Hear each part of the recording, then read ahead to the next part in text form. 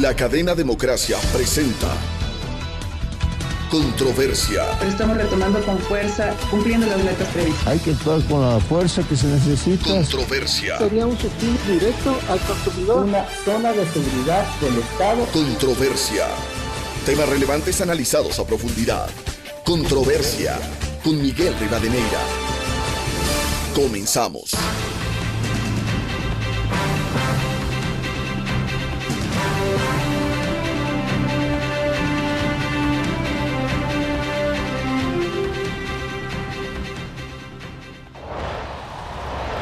Un saludo cordial a los seguidores del programa Controversia en Escena que nos escuchan a través de Exa FM, Democracia M y Democracia TV. Hoy queremos dedicarle el programa al tema de la minería, la situación del sector minero en el Ecuador y la declaración del gobierno a la minería ilegal como una amenaza contra la seguridad del Estado y cómo enfrentar a las guardias indígenas armadas. Más allá del proceso electoral y las elecciones del domingo 5 de febrero del 2023, en donde lo que les hemos recomendado es ejercer informado, reflexivo, responsable. Está en juego el presente y el futuro de los gobiernos autónomos descentralizados. Igualmente la consulta popular, en donde se ejerza un voto no direccionado, sino un voto libre, pero debidamente informado. Si queremos al menos sentar las bases para el cambio, porque en conjunto no va a arreglar los problemas estructurales, pero hay que avanzar sentando las bases para un cambio. El programa de hoy quiero dar la bienvenida a nuestros invitados, María Eulalia Silva, presidenta de la Cámara de Minería del Ecuador, el ingeniero Fernando Benalcázar, experto y ex viceministro de Minas, y el general Luis Altamirano, ex comandante general del Ejército y académico. Planteamos el tema de la minería cuando hay algunos asuntos pendientes, como el catastro minero, que sería la mejor forma de frenar la narcominería en el Ecuador. Pero hay preocupaciones por la amenaza que impone la minería ilegal. Incluso se ha determinado que al menos 8 provincias del país tienen este problema. Vamos a iniciar el programa luego de la siguiente pausa.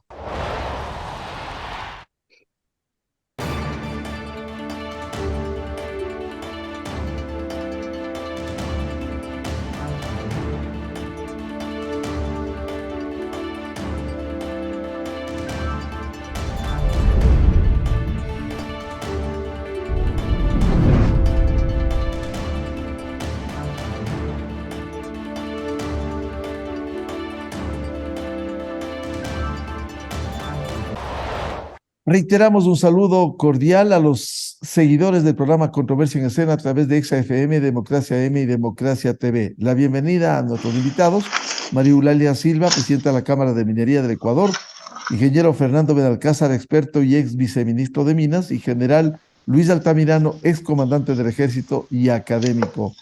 Quiero plantearle a la presidenta de la Cámara de Minería del Ecuador, María Eulalia Silva, ¿cuál es el problema fundamental que tiene el sector minero, partiendo de la declaratoria del gobierno del Consejo de Seguridad Pública y del Estado a la minería ilegal como una amenaza contra la seguridad del Estado, y también lo que se ha anunciado, la presencia de guardias indígenas armadas? ¿Cuál es el principal problema y cómo avanzar cuando hay temas pendientes como el catastro minero? Muy buen día.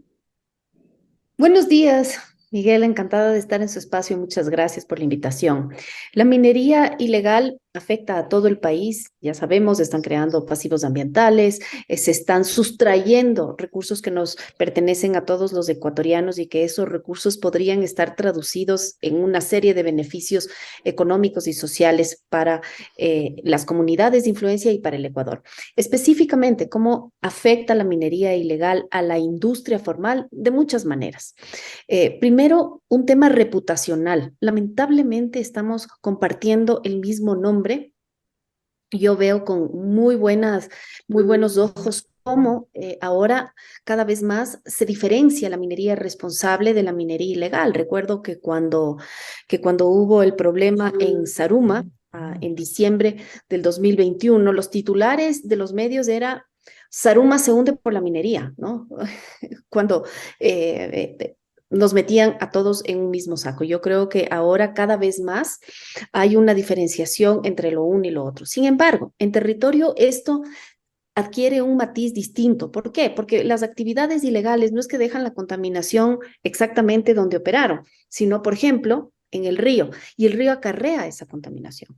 Entonces, en muchas zonas se ven ríos contaminados y el problema es de la minería, ¿no? Ahí sí no se discrimina si es por una operación responsable, si es por una actividad ilícita o incluso si fuese por otro tipo de actividades.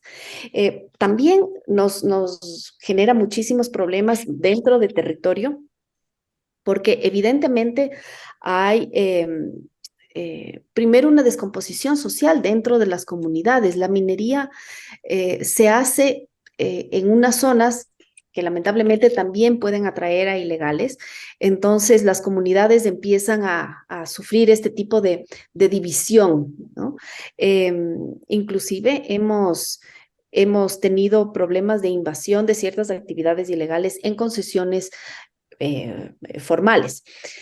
En estos casos, ¿qué se ha hecho? Se ha denunciado a la fiscalía, a los organismos competentes y todo queda en nada. Entonces, si, volviendo a su pregunta, si es que a todo el Ecuador le afecta la minería ilegal, a nosotros particularmente la sentimos de muchas maneras. En ese sentido, ¿cuánto incide el que el país cuente con una base importante como es el catastro minero? Es decir, para que haya un avance de los proyectos formales, o esto retrasa inversiones y deja abierta la puerta para la minería ilegal. Por supuesto, Miguel, por supuesto. Los recursos están ahí. Los recursos van a ser sacados, de eso no nos quepa la menor duda. Si es que nosotros mantenemos el catastro cerrado, lo único que estamos haciendo es permitiendo que las actividades ilegales empiecen a penetrar. Fíjese usted que se ha visto que la minería ilegal tiene un poder de expansión que no le frena a nadie. Hay 200 campamentos de actividades ilegales en el Parque Nacional Podocarpus, una área protegida que por disposición de la Constitución no podría haber actividades mineras responsables y normadas. Eso a los ilegales no les interesa. Por otro lado, cuando una concesión es otorgada por el Estado ecuatoriano, el poseedor de ese título minero se hace responsable de su concesión. Es decir, él es el representante jurídico, tiene un domicilio, de tal manera que lo mejor que podemos hacer es concesionar el territorio concesionable a minería responsable. Es una forma práctica de parar a la minería ilegal.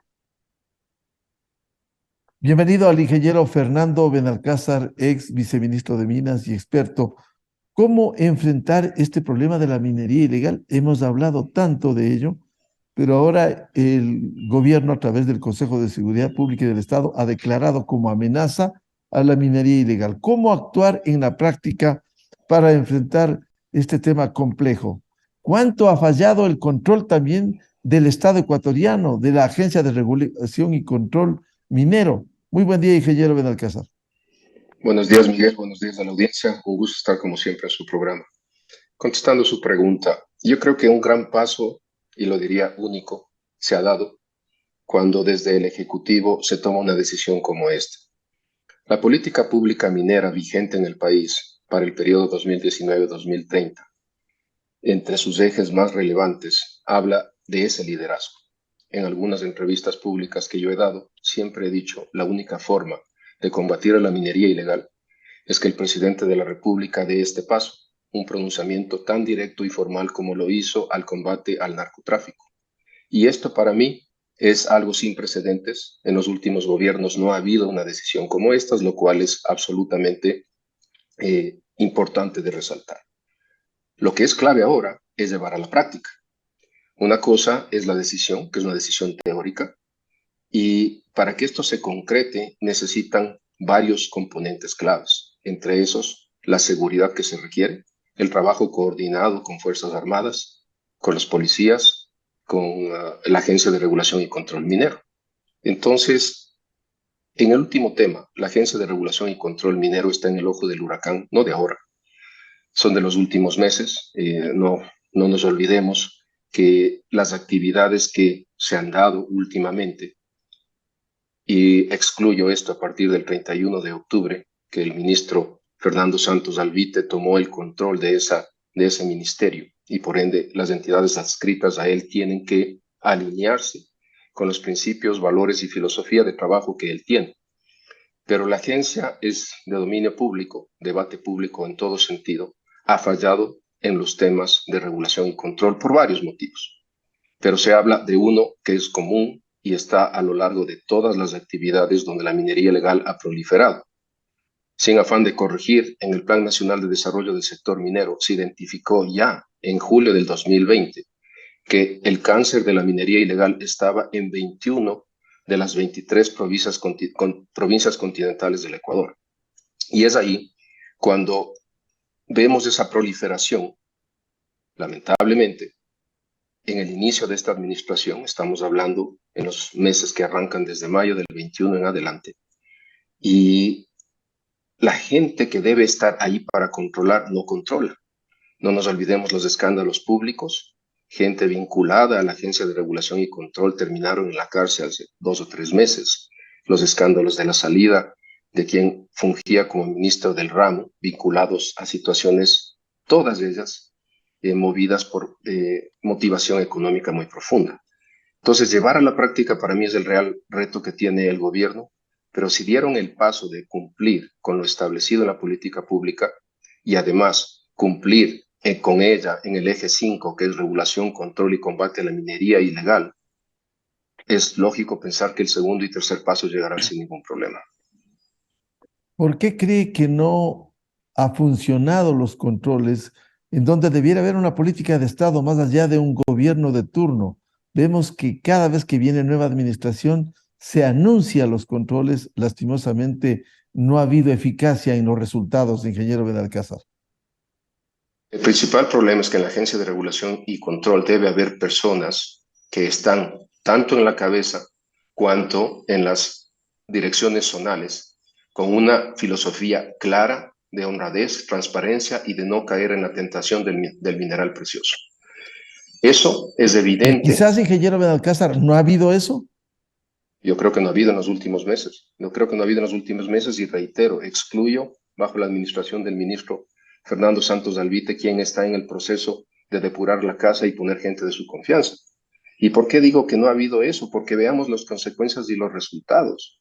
Veamos qué sucedió en el caso de esta operación de hace 2 meses máximo, que quien fungía como director de control y combate a la minería ilegal dentro de la Agencia de Regulación y Control ha sido apresado junto con un grupo de 6 personas más, siendo la autoridad máxima el director de control de minería ilegal. Entonces, esas son evidencias que si usted no tiene un sistema estructurado individual, personal, de moral, ética y resistencia a las tentaciones, usted cae y sucumbe ante el poder del dinero que se genera a través de la minería ilegal. Y otro factor que es importante es que la agencia aún no cuenta con los recursos técnicos, el número de personas claves requeridas para poder hacer un control en el país. En el 2020, más de 70 personas fueron removidos de los cargos en el momento de la fusión. Hubo una fusión de las 3 agencias y apenas 25 han sido contratadas hasta la fecha. Eso le puede dar un indicador.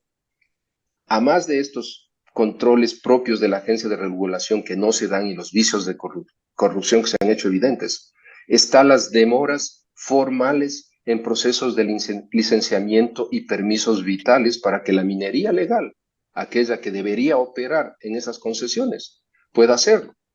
Y por más que se llene la boca el gobierno de turno diciendo que las licencias y permisos ambientales y de agua están disponibles lo antes posible, la realidad es otra. María Eulalia podrá confirmar mis palabras, pero definitivamente las demoras de todos estos procesos burocráticos administrativos que impiden el arranque de la minería estructurada también contribuyen al tema de la minería ilegal, indiscutiblemente.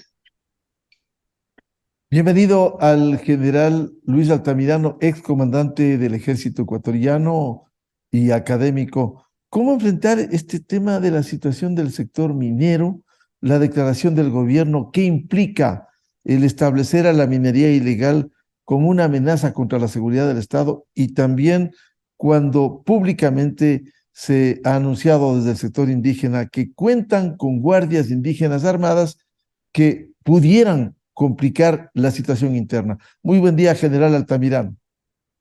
Miguel, un saludo cordial, muchas gracias por la invitación. De igual forma, un saludo a Fernando, María y a toda la audiencia. Bueno, es evidente que esta es una actividad delictiva entre todo un tanto de actividades que se han venido dando en el país, de un claro deterioro de la situación de seguridad. En relación a la actividad minera, hay que tomar en cuenta algo que es fundamental y que define la Ley de Seguridad Pública del Estado, justamente en sus artículos 38 y 39, que son las zonas de seguridad de frontera y áreas reservadas de seguridad que pueden ser establecidas, y parte de estas también se encuentran en decretos reservados en relación a actividades mineras que son de carácter legal. Y otro de los aspectos es la delimitación de la zona de frontera que está en la propia Ley de Seguridad Pública del Estado, en donde tenemos una distancia de 20 kilómetros. Yo creo que esto también tiene que ser revisado porque existen prerrogativas legales para las Fuerzas Armadas en términos de esa zona de frontera en donde pueden actuar bajo un marco legal específico. Ahora, el problema que tenemos nosotros, no solo en las áreas estratégicas, sino en las zonas de frontera, es un problema que merece una mirada integral. No podemos pensar que los problemas de seguridad que están vinculados a diversos órdenes solo pueden ser abordados desde el punto de vista del uso de la fuerza. Esta declaratoria que ha hecho el gobierno lo que hace es poner en evidencia que hay un problema que no solo afecta a la seguridad del Estado, esto también hay que cambiar los conceptos. No solo es el objeto de referencia a proteger el Estado, hay que proteger a las comunidades, hay que proteger a la sociedad, hay que proteger al individuo, hay que proteger al medio ambiente. Y esto requiere que se trabaje de forma coordinada e integrada. Para eso se tiene que rediseñar varios aspectos que tienen que ver con la política pública en el empleo de las diversas instituciones que están relacionadas al tema, porque aquí tenemos también un tema de salud pública, porque hay un tema que está relacionado con explotación, bajas condiciones de vida, un tema de funcionamiento de la economía, evasión fiscal, lavado de activos, flujos financieros ilícitos, en donde tienen que intervenir otras instancias del Estado, la propia unidad de análisis financiero y económico. Un tema evidentemente de conservación y sostenibilidad del medio ambiente, porque hay una degradación en los efectos de la vida y sobre todo del ser humano. Y efectos también en la paz y la seguridad, porque alrededor de todos estos elementos, y le hablo desde la experiencia, yo tuve la oportunidad de conducir directamente, cuando era comandante de división, las operaciones que se dieron en Santiago de Pananza, y con toda la violencia que se generó alrededor, porque existen elementos también de violencia estructural que se presentan y que requieren la participación de diversas instancias de gobierno. Y lógicamente tratar los defectos sobre el sistema de justicia, porque yo le puedo decir de la experiencia y del recorrido que he tenido a lo largo del territorio nacional, que por más concesiones que existan, las mismas concesiones incumplen estándares ambientales. Y en esas mismas concesiones también se dan este tipo de explotaciones de carácter ilegal. Y aquí hay una vinculación muy fuerte con autoridades, y no le hablo de este gobierno, lo estoy hablando en general, una vinculación muy fuerte con autoridades, inclusive autoridades de elección popular. Yo tuve un caso directamente con uno de los prefectos de la provincia, en donde era comandante en esa región, en donde la propia maquinaria de la persona, él era prácticamente el que impulsaba a orillas del Zamora, yo recuerdo en ese tiempo, la actividad ilegal, y sin embargo, se oponían a todo este proyecto del proyecto Mirador, hubo un fuerte, digamos, situación de violencia que se dio, inclusive de oposición de la comunidad, pero también hay que tomar en cuenta una cosa, hay una historia, y hay una historia que nosotros no hemos aprendido, porque la situación de la exploración del petróleo que tuvimos también dejó en abandono y provocó impactos muy fuertes al medio ambiente y generó nuevas conflictividades de carácter social. Yo creo que tiene que enfrentarse con una política diferente en donde debe participar también la comunidad. Es importante el modificar las reglas del juego. Estamos repitiendo la historia. General Altamirano, ¿y qué hacer frente a las guardias indígenas armadas que públicamente han defendido y se oponen a la minería legal? Mire, se tiene que actuar con firmeza.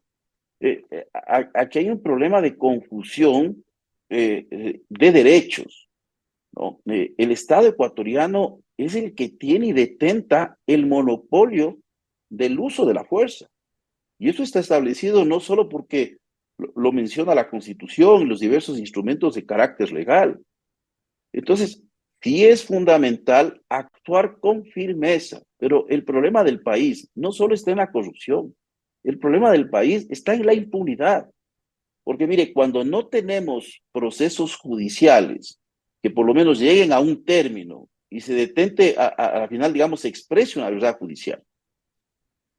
Aquí hemos tenido situaciones donde yo públicamente me he opuesto, no tiene que ver, pero tiene una correlación, porque el problema del país es la débil institucionalidad. Entonces, cuando tenemos, por ejemplo, una protesta social en donde se cometen actos más allá de los derechos de protesta, y hay un proceso judicial como se dio en el 2019 y termina en una amnistía, aquí hay un problema, porque por lo menos no tenemos ni siquiera la verdad jurídica. Entonces, estas permisidades que se van dando frente a este tipo de problemas de violencia, a la final lo que están denotando es esta debilidad del Estado y la interpretación de diversos sectores en una conveniencia, porque a la final, ¿qué estamos planteando? Una soberanía sobre la propia soberanía del Estado. Y esto es grave, yo creo que es un elemento que tiene que ser tratado por las autoridades. Se ha dejado pasar mucho tiempo y se tiene que actuar, como le digo, con firmeza, con el uso de la ley, evidentemente, ¿no? Quiero dejar planteada una pregunta a María Eulalia Silva luego de la siguiente pausa. ¿Cuánto ayudará el catastro minero? Quizás puede ser una forma de frenar precisamente lo que se ha calificado como la narcominería en el Ecuador. ¿Cuánto se ha avanzado? ¿Cuánto ha perjudicado a los proyectos formales? ¿Hay retraso de inversiones? Volvemos en un instante.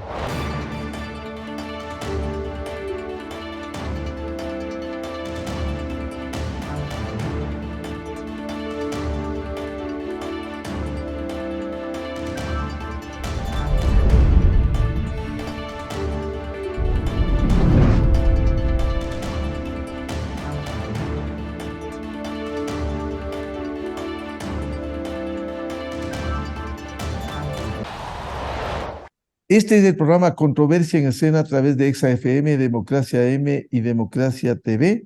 Estamos abordando la situación del sector minero y la declaración del gobierno a la minería ilegal como una amenaza contra la seguridad del Estado y cómo enfrentar a las guardias indígenas armadas.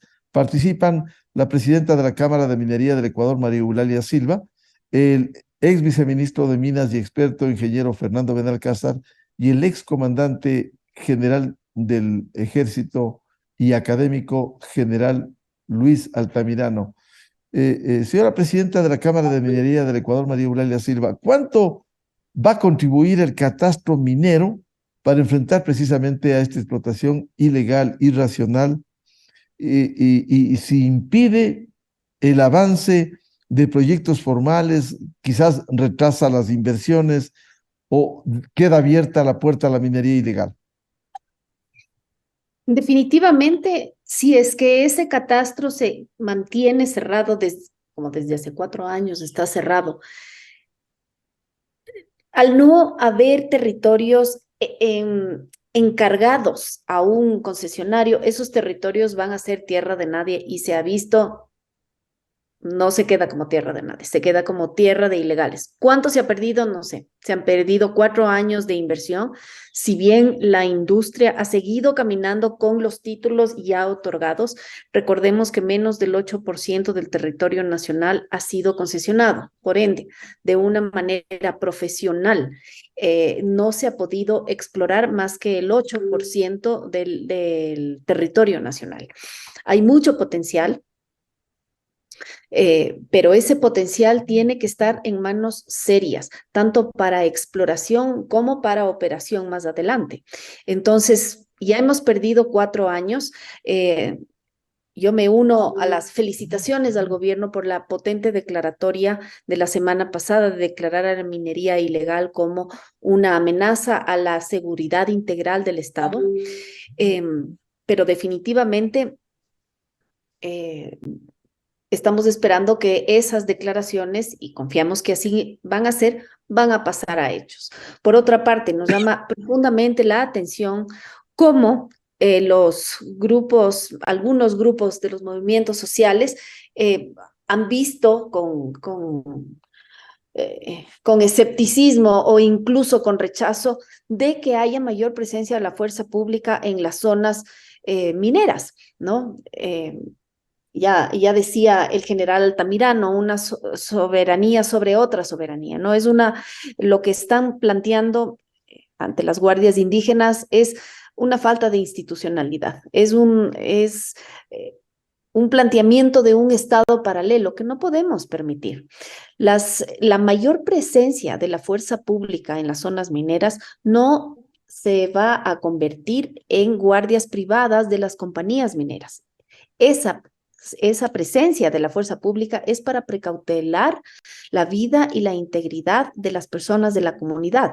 Ya hemos registrado actos violentos en proyectos mineros donde la gente de la comunidad ha salido herida. Incluso hace unas semanas en una comunidad de Bolívar, 100 encapuchados en mitad de la noche con chalecos antibalas, con formación militar, al atacar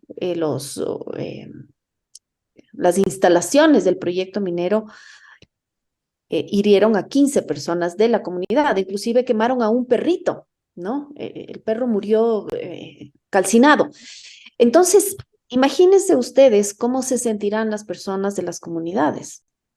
En la mitad de la noche están durmiendo y de pronto se oye todos estos actos de violencia.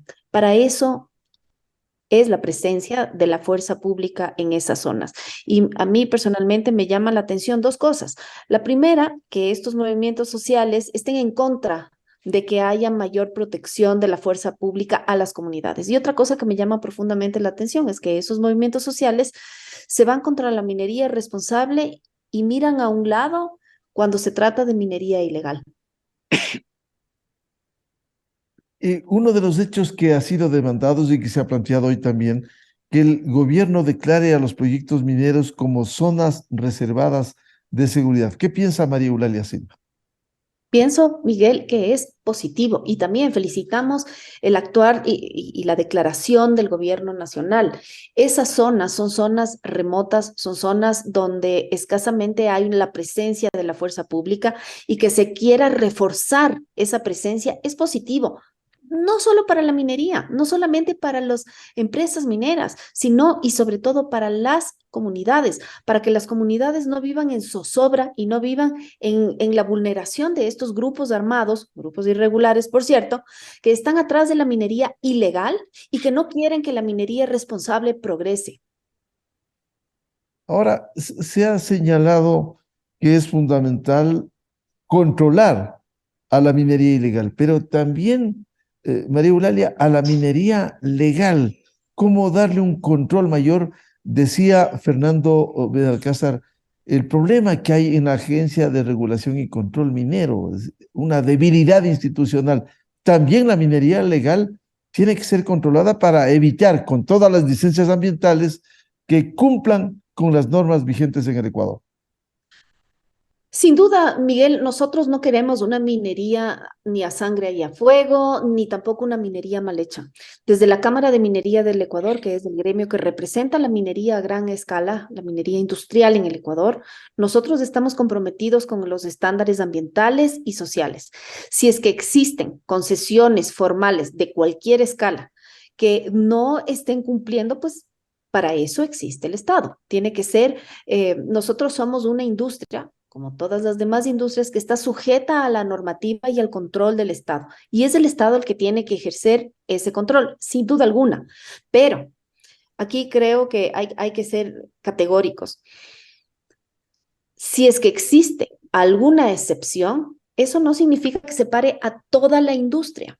Esta es una industria legítima, Miguel. Esta es una industria necesaria para el ser humano y necesaria para enfrentar, entre otras cosas, el cambio climático, porque no habrá la masificación de energías renovables, de energías limpias, sin un debido abastecimiento mineral. De tal manera que esta es una industria legítima, imprescindible y necesaria. Es una industria que además está dando grandes muestras al país de que puede convertirse en una alternativa de desarrollo. Zamora Chinchipe, que alberga las 2 minas industriales, ha logrado reducir 13 puntos la pobreza en los 2 últimos años. ¿Gracias a qué? Gracias a la minería responsable y a la minería bien hecha. De tal manera que parar esta industria no es una forma de enfrentar los problemas. Promover la minería. ¿Cuánto contribuiría? Sí. No, simplemente una última idea, Miguel, si me permite. Parar la minería industrial no serviría para nada como freno a la minería ilegal. Si es que hay casos puntuales que hay que dar seguimiento o que hay que dar algún tipo de sanción, pues que se lo haga. Pero esta es una industria absolutamente imprescindible. Ingeniero Fernando Benalcázar, ¿cuánto contribuiría el retomar el tema del catastro minero y también que funcione la institucionalidad, que haya controles más estrictos, apegados a las normas, tanto, por cierto, a la minería ilegal, que hay que actuar con todo el peso de la ley, pero también que estén sometidos a los estándares ambientales la minería legal? El tema del catastro minero creo que es relevante, es un factor contribuyente a manejar de una manera más estructurada en aquellas zonas donde podría presentarse la minería ilegal.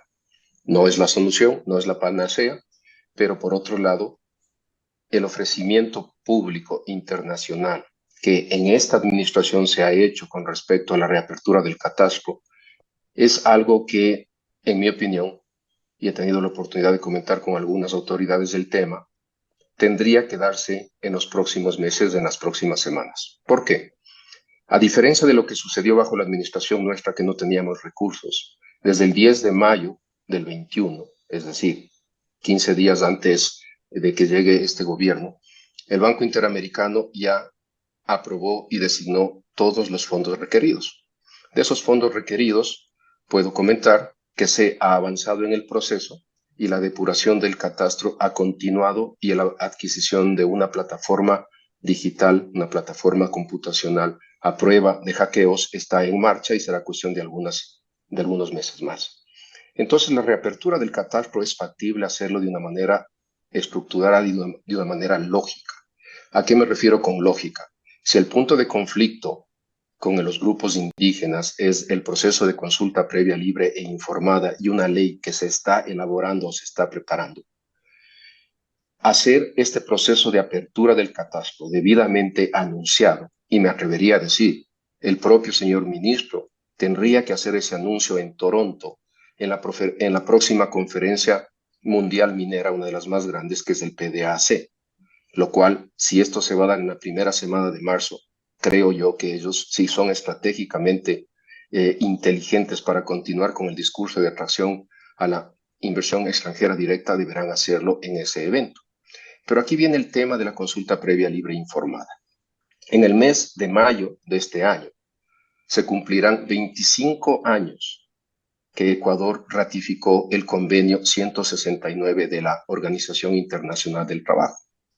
Es decir, hace 25 años el Ecuador se comprometió que para aquellas comunidades indígenas o tribales que por temas culturales, de sociedad y demás, sean diferentes al resto de la sociedad y la propia ley los ampare, debe el Ecuador ejercer procesos de consulta previa, libre e informada. Hace 25 años, Miguel y audiencia, vamos al menos con una resolución de la Corte Constitucional desde el año 2010, 12 años que el sistema legislativo no ha logrado crear esta consulta previa, libre e informada bajo un marco legal que respalde ese acuerdo con el convenio.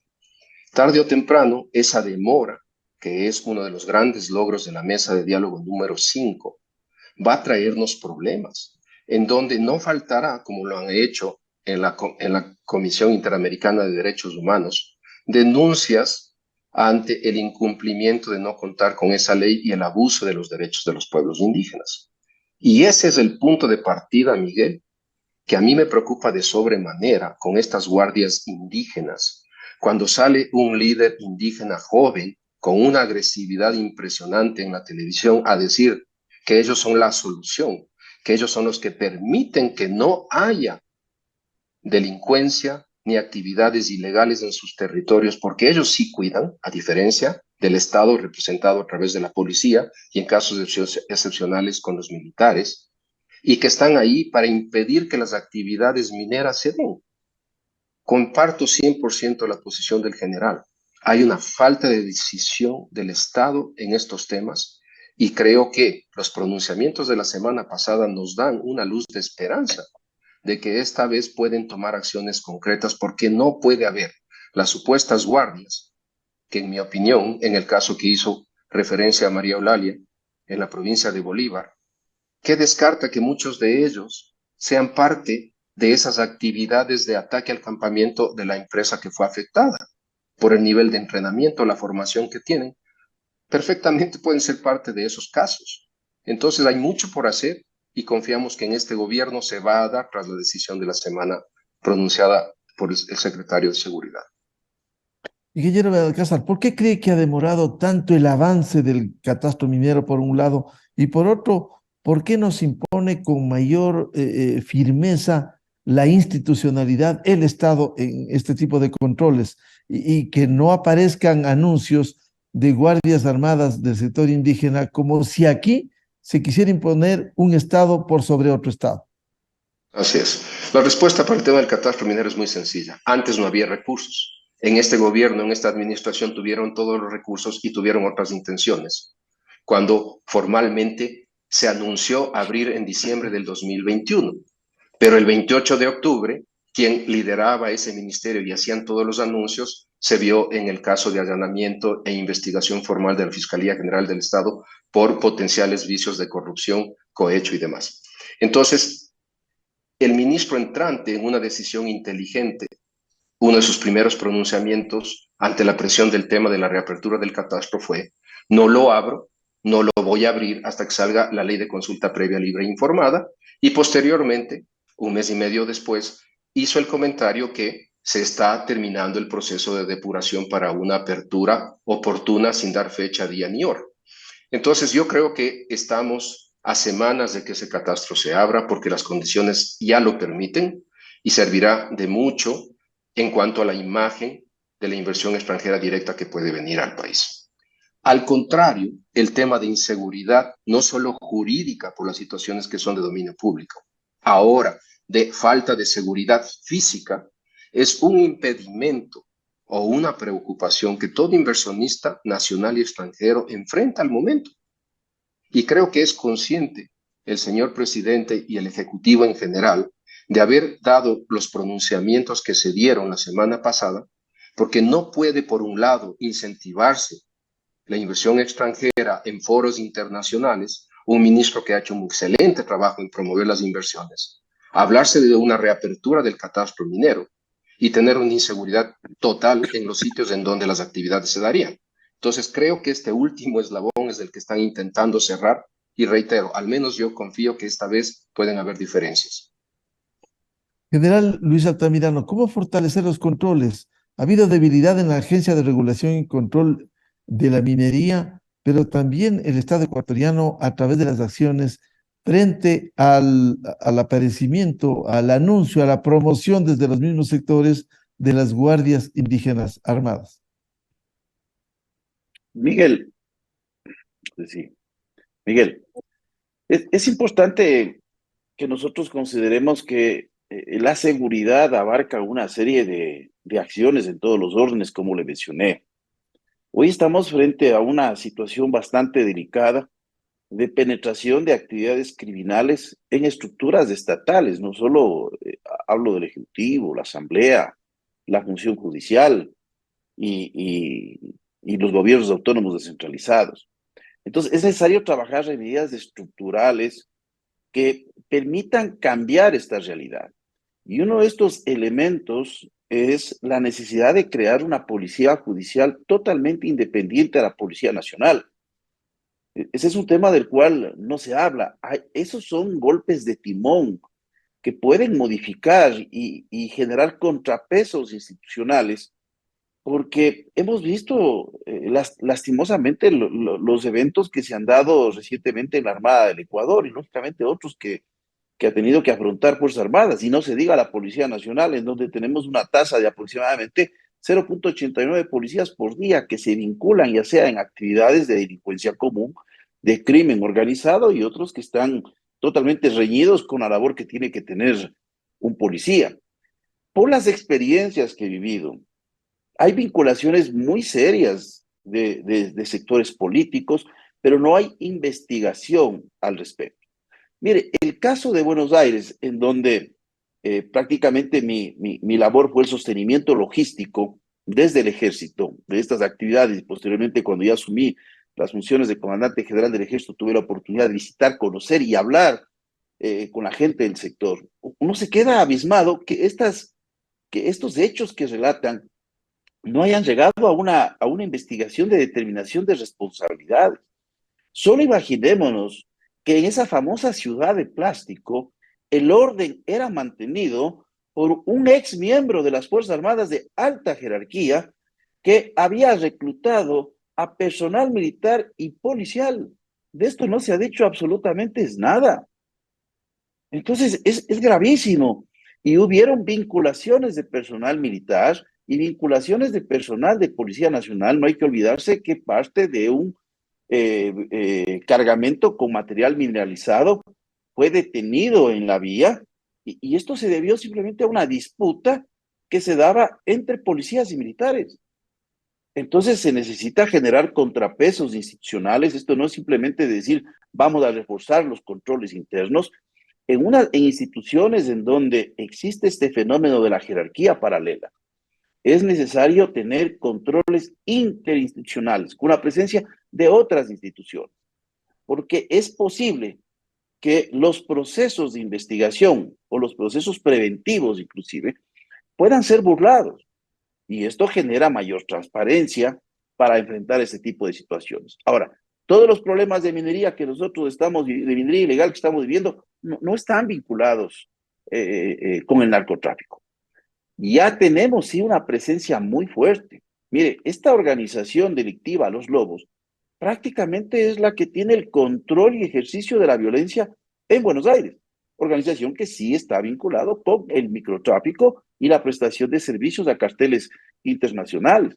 Los choneros son los que prácticamente en esta división de territorio prácticamente están asentados en la provincia de Zamora Chinchipe.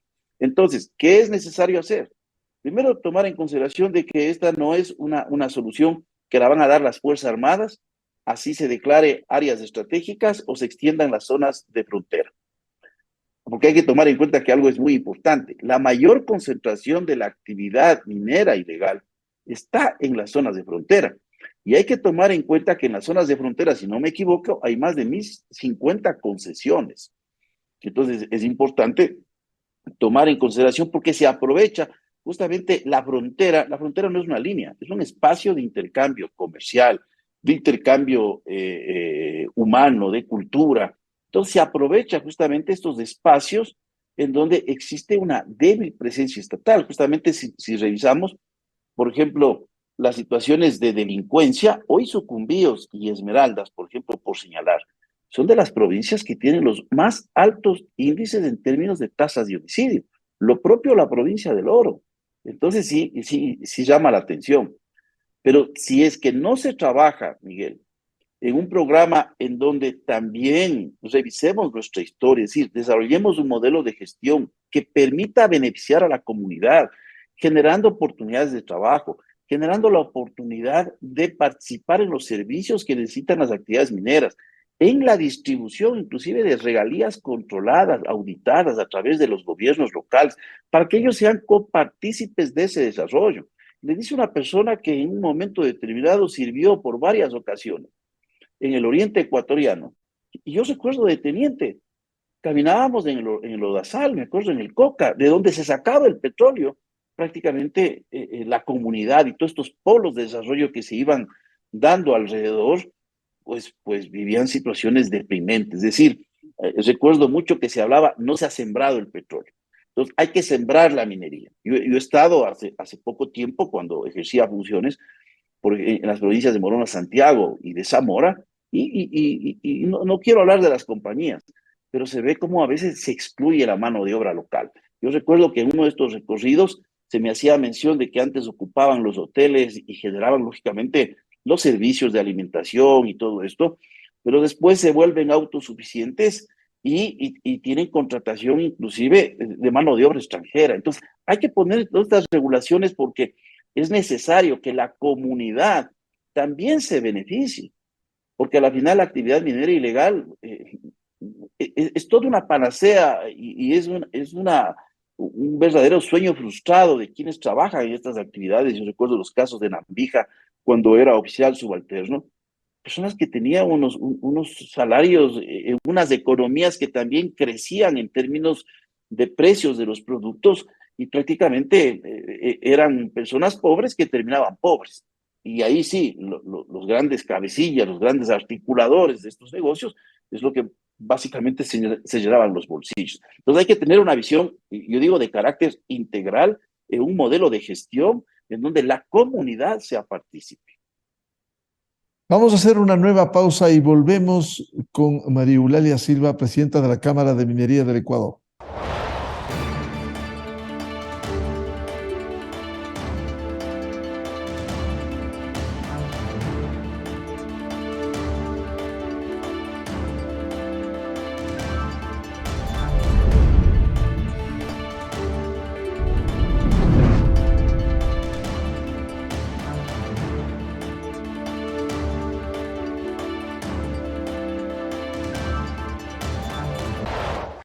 Este es el programa Controversia en Escena a través de Exa FM, Democracia M, Democracia TV. Participan la presidenta de la Cámara de Minería del Ecuador, María Eulalia Silva, el ex viceministro de Minas y experto, ingeniero Fernando Benalcázar, y el ex comandante general del Ejército, general Luis Altamirano, y académico. Señora presidenta de la Cámara de Minería del Ecuador, María Eulalia Silva, aquí hay grandes desafíos inmediatos. ¿Cuáles debieran ser las prioridades para enfrentar estos problemas que tiene el sector de la minería? Por un lado, la presencia de la minería ilegal, de la manera que lo ha hecho, destruyendo el ambiente, destruyendo las economías, el lavado de activos, pero también, por otro lado, la acción de un Estado firme y fuerte que permita garantizar estas inversiones. ¿Qué se tiene que hacer para garantizar las inversiones y así promover la industria formal? Bueno, algunas cosas. Hemos hablado, la apertura del catastro minero. 2, hay carencias en el marco normativo. Tenemos que tener una regulación de ley de consulta previa, libre e informada. Ya lo dijo el ingeniero Benalcázar, es un mandato de la Constitución, pero antes que eso, inclusive un compromiso del convenio 169. No solamente ley de consulta libre e informada, de la consulta ambiental que determinó la Corte Constitucional. Ese es un proceso que está avanzando y que se tiene que dar. Otro tema muy importante es el tema de permisología. Efectivamente, hay temas a nivel de leyes, de asamblea, pero hay otros temas que están realmente en la cancha, sobre todo del Ministerio de Ambiente. El Ministerio de Ambiente es un ministerio que tiene poca gente especializada en minería y realmente los permisos todavía están demorando mucho. Creo que hay que buscar un esquema mucho más moderno, mucho más ejecutivo para sacar esos permisos adelante. Entendemos que el gobierno tiene esa buena voluntad, tiene también esa visión y pues aquí estamos también como industria, como gremio, para seguir avanzando en todas aquellas iniciativas que, sin, por supuesto, pasarnos encima de la ley, porque eso no nos interesa, no estamos en ese plano, pero sí tratar de encontrar un esquema mucho más ágil.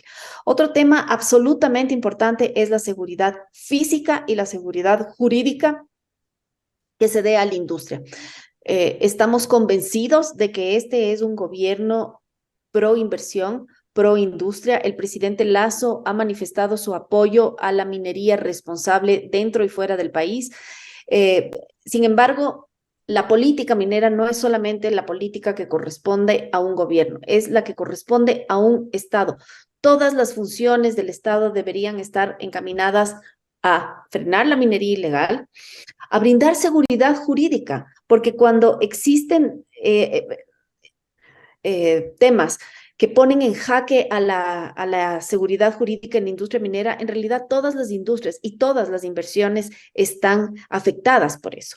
Es absolutamente necesario también que las declaraciones que ha dado el gobierno nacional la semana pasada, que son muy buenas declaraciones, que hablan de la voluntad política de frenar la minería ilegal, se vayan concretando en acciones palpables. Ahora, ¿cuánto puede incidir cuando usted mencionaba la consulta previa en los diálogos precisamente el año pasado con el sector indígena que devino en 218 acuerdos y entre ellos algunos que se relacionan con el sector minero y petrolero y se señaló, entre otras cosas, que no se otorgarán títulos mineros hasta contar con normativa de consulta previa? ¿Cuánto puede retrasar eso, María Eulalia? Puede retrasar, Miguel, pero hay que tomar en cuenta algo muy importante.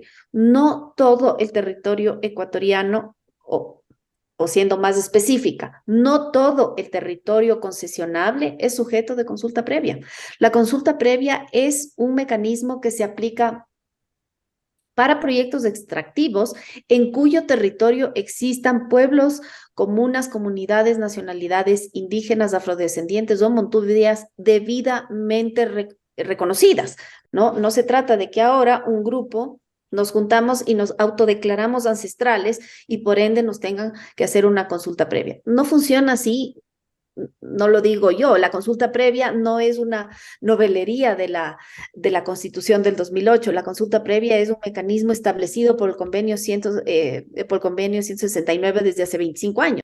De tal manera que, insisto, no todo el territorio concesionable es sujeto a consulta previa, pero, por supuesto, eso no quita que existe una necesidad de que haya esa normativa de consulta previa. Eso sin duda alguna, y la industria desde mucho tiempo atrás, no solo a partir de las mesas de diálogo, desde hace mucho tiempo atrás, está pidiendo esa normativa. Una normativa que, por supuesto, esté alineada a los parámetros ya establecidos por la OIT de consulta previa, que son parámetros no vinculantes y aplicables solamente a los pueblos debidamente registrados como ancestrales. Ingeniero Fernando Benalcázar, si bien hay normas para esta aplicación, lastimosamente uno de los acuerdos con el sector indígena fue no otorgar títulos mineros hasta contar con la normativa de la consulta previa. ¿Cuánto puede retrasar en medio de la necesidad de que exista claridad, normas claras, precisas y concretas como exige la propia Constitución? El 57.7 de la Constitución es clarísimo, el derecho de estos pueblos ancestrales, indígenas, montubios y negros, a ser sujetos de consulta. Pero reitero, las palabras dichas por María Eulalia son muy claras. No todas las zonas del país están dentro de esa categorización y por ende, retomando la propuesta de una reapertura del catastro de una manera sistemática y estructurada, se debe excluir todos esos sectores o esos lugares en donde se va a generar la polémica. Ahora, desde el punto de vista del señor representante de la CONAIE, va a ser un gran motivo de polémica y de discusión el que se reabra el catastro, porque él no va a entender eso. La jugada política es formalmente una moratoria al sector minero, como sí se logró una moratoria en 16 o 17 bloques petroleros. ¿Puede haber una demora? Sí. En el segundo semestre de este año, siempre lo he declarado públicamente, sabremos cuán efectivo ha sido el trabajo de estas comisiones post mesa de diálogo número 5, pues se hizo referencia a la ley de consulta, ambiental, y no se diga la ley de consulta previa, libre e informada en procesos de avance. Son 100% optimistas al pensar que la segunda, la ley de consulta previa, libre e informada, estará lista en pocos meses. Si no lo hemos visto concretarse, y en carne propia lo viví en 2 administraciones, hay un interés nulo porque esa ley salga por parte de la Asamblea Nacional. Entonces, creo que va a tener un impacto en las demoras de ciertas decisiones, tanto de inversión cuanto de nuevas inversiones, si estos puntos no se van aclarando. ¿Y para concluir, Miguel Alcázar, no se avanza en esto? ¿Por qué se bloquea? Entiendo yo, por declaraciones del señor Isa, contradictorias con las declaraciones del señor ministro, que no se dan los avances, según el uno, y según la autoridad, los avances respectivos en el diálogo para establecer los borradores respectivos. En eso no puedo pronunciarme, no he estado presente ni con el uno ni con el otro en el tema, pero hacer un tema tan sensible y tan polémico, en el que se busca lo que no dice explícitamente de ninguna manera el OIT 169, que es el derecho de veto. El derecho de veto jamás ha estado concebido en estos procesos de consulta previa, libre e informada, y nuestra propia Constitución en el 57.7 lo dice. Si las partes no llegasen a un acuerdo, se manejará de acuerdo a lo que establece la ley. Y esa ley justamente es la que no existe. Entonces, el objetivo es que esa ley salga dándole el derecho a veto a las comunidades, y obviamente el Estado jamás va a permitir eso, porque compromete 100% con el derecho constitucional único, que es el Estado a través del Ejecutivo el que administra, regula, controla los recursos naturales no renovables de este país. Entonces, al intentar unir puntos entre tan lejanos como la A y la Z, el resultado son estas demoras y difícilmente veo yo que puedan llegar a un acuerdo temprano en los próximos meses. General Luis Altamirano, en medio de la necesidad de esclarecer estos procesos legales, que haya la ley de consulta previa, libre e informada, mientras tanto, las acciones del Estado tienen que continuar para enfrentar a esta minería ilegal que ha hecho daño, los controles también para la minería legal, pero ¿no es una amenaza la existencia de estos grupos armados que se han exhibido públicamente? Cualquier expresión de violencia venga de estas organizaciones delincuenciales y parte de ellas vinculadas lógicamente con el negocio del narcotráfico, así como la Guardia Indígena en términos de expresarse como un monopolio independiente en los territorios indígenas de uso de fuerza. Bueno, no es lo más adecuado, porque esto, como mencionó también María Eulalia, esto asusta a cualquier inversionista extranjero, porque condiciones mínimas para una inversión, como lo mencionó, la seguridad jurídica, pero también los efectos que se tienen sobre la seguridad física, que preocupa en el momento de tener algún tipo de inversión. Yo creo que hay que siempre recordar que la inversión económica tiene que tener un rostro humano. Ahí hemos fallado y de ahí tenemos mucho que aprender. Y con esto se puede convocar a las comunidades, se puede convocar al pueblo en general a comprender las necesidades del desarrollo y la importancia que tiene la actividad minera como una fuente de ingreso para mejorar la calidad y las condiciones de vida de los ecuatorianos.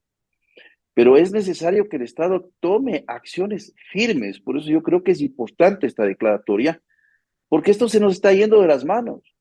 O sea, el asunto sobre la situación de la Guardia Indígena, mire, tiene que ser tomado con seriedad, pero esto no es un problema exclusivamente de Policía Nacional o de Fuerzas Armadas.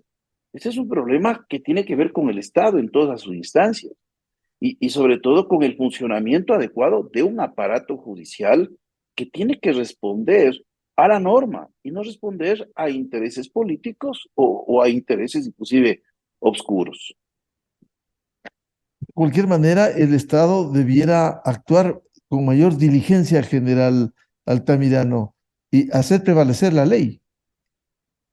Es que esa es la función, o sea, zapatero a tus zapatos. Yo digo, el proceso de la débil institucionalidad en el Ecuador también es cuando comenzamos a otorgar tareas y misiones a organismos que no les corresponden.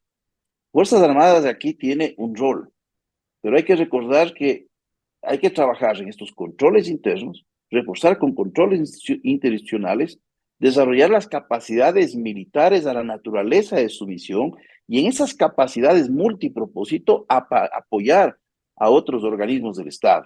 De esto hay mucha experiencia.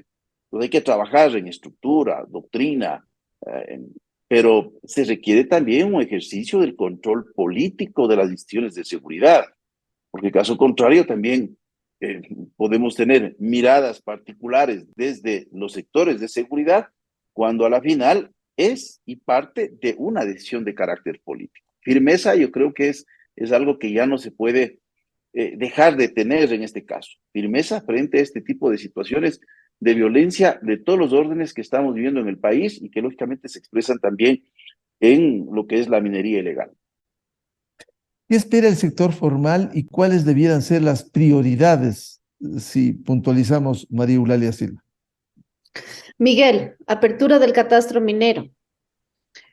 La implementación del proceso de consulta ambiental, que es una base legal imprescindible para el otorgamiento de licencias ambientales. Una agilidad en la permisología en general, seguridad jurídica, seguridad física,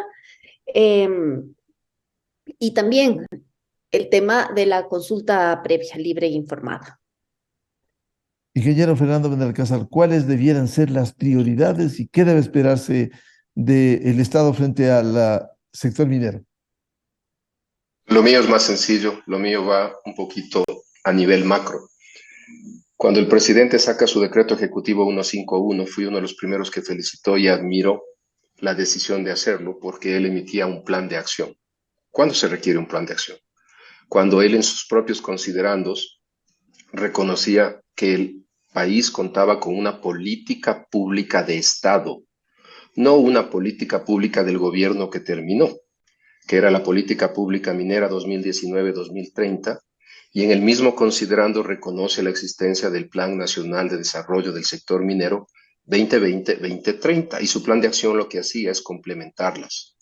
Creo que el éxito en el sector minero será el momento que el propio presidente, junto a sus ministros, con todas sus áreas críticas de interés, sea ministro ambiental, ministro de Minas, ministro de Defensa, ministro del Interior, todos entiendan y hagan un proceso de inmersión, de educación para entender qué busca esta política de Estado, cuyo objetivo y como misión se establece en el 2030, porque solo hasta el 2030, la minería pase a ser el pilar económico más importante y relevante en un desarrollo con el cuidado de las comunidades. En eso comparto 100% con el general Altamirano que la inclusión social comunitaria es vital para la sostenibilidad de los proyectos y con respeto al entorno. Entonces, en resumen, hago un llamado al señor presidente que esta política pública no sea letra muerta. Esta política pública de minería, que costó más de 1 año y medio desarrollarse con el apoyo de grandes entidades nacionales e internacionales, sirva de guía para que todas las cosas inmediatas que planteó la presidenta de la Cámara se hagan de acuerdo, pero veamos hacia la próxima década. Y para cerrar, solo le doy un dato. Este 28 de enero, el sábado que pasó, Chile, el mayor país minero de la región y el mayor exportador de cobre del mundo, acaba de actualizar su política pública minera, ya proyectada al 2050. Un país en el cual una política de Estado independiente de los gobiernos en el sector minero ha sido respetada, ha sido honrada y sobre ella el país ha crecido. Es el simple modelo o ejemplo que pongo sobre la mesa para que el Ejecutivo y sus ministros puedan realmente entender por qué un ministro del Ambiente, si no está alineada con la política pública minera, pasa a ser una piedra en el zapato para el desarrollo. Pero si un ministro de Ambiente entiende y está alineado con una filosofía empujada por la máxima autoridad del Ejecutivo, probablemente cambie su actitud y obtenga los recursos técnicos económicos para poder ser más eficiente. Eso A es todo, mi propósito de estimado lo que Miguel. decía el ingeniero Fernando Belalcázar, decreto 151 del Ejecutivo, el problema del Ecuador no es de cumplimiento y de aplicación de esas normas. ¿Qué pasó? El plan de acción, para mí, insisto, vivíamos una maravilla desde agosto hasta junio del 2022, cuando de inmediato se quiso por estos miembros de las protestas derogarlo. No pudieron hacerlo, lo cual fue un gran síntoma. Derogaron, sí, el decreto ejecutivo 95, que era el plan de acción, del sector, perdón, que era la política de hidrocarburos. Ese sí lograron matarle de una. Pero ese hecho de que no se le derogó, al menos a mí me dejó una luz de esperanza de que sí había sinceridad desde el Ejecutivo, de que la minería es parte del desarrollo futuro económico del país.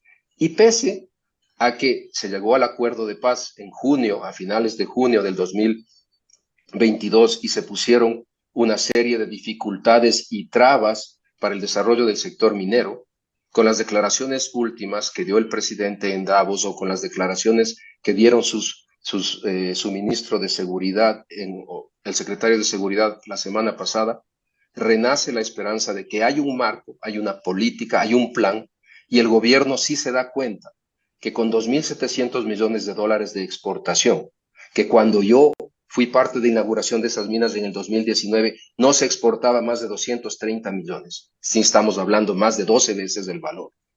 Sí hay un impacto con apenas 2 minas a gran escala y la minería pequeña que sigue aportando. Imagínense si logramos tener, como en el Plan Nacional de Desarrollo proyectado al 2030, 7 a 10 minas de gran calibre. La economía de este país podrá invertir fondos en temas sociales, en temas de erradicación de la pobreza, erradicación de la desnutrición infantil. Yo creo que esa esperanza está ahí, que este presidente siga empujándolo, porque no se puede dejar de lado el económico, respetando el tema ambiental y social. General Luis Altamirano, ¿cuál debiera ser la prioridad con este entorno y qué debe esperarse? Bueno, hay varias áreas de actuación que pueden contribuir los cuerpos de seguridad. Una de ellas que prácticamente aquí no hemos hablado, que es el control de una serie de sustancias, de acuerdo a las prerrogativas especialmente que tiene Fuerzas Armadas, en términos de lo que se refiere al control de armas, municiones y explosivos. Hay una serie de sustancias que ingresan por los puertos que son controlados por Fuerzas Armadas, pero tenemos aquí un evidente contrabando de explosivos, químicos, y ahí se necesita un trabajo interagencial. Este no puede ser un trabajo de una sola institución. Como yo le decía, es necesario desarrollar un verdadero modelo de gestión, y para eso se debe tener claridades. No podemos quedarnos acá en los discursos. Entonces, hay una tarea importante que realizar. Yo solo quiero hacer notar, mire, uno de los centros de acopio de sustancias de importación queda en pleno Guayaquil. Es un polvorín. Mañana podemos tener esto ya se evidenció años atrás y no se toman decisiones. Y está relacionado sobre todo con la recopilación de material para la agricultura y para la industria, y está en plena ciudad. Entonces son decisiones que se postergan. Nosotros somos muy reactivos en la política nacional. Ocurren los hechos y vamos tomando las decisiones para ver si mitigamos y cómo solucionamos hechos que si se toman decisiones oportunas, se puede gestionar y manejar mejor los problemas y evitar estar gestionando y manejando las crisis.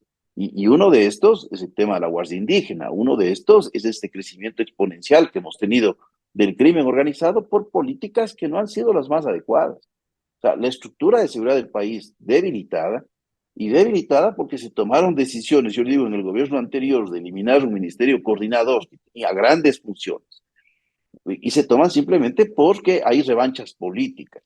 Se perdió rectoría, planificación, coordinación, dirección, capacidad de gestión.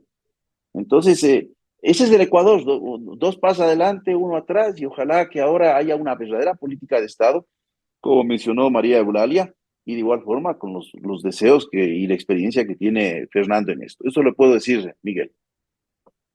Quiero agradecer el aporte al debate, al análisis de la situación del sector minero y a la declaración del gobierno a la minería ilegal como una amenaza contra la seguridad del Estado y también cómo enfrentar a esto que constituye una amenaza, las guardias indígenas armadas.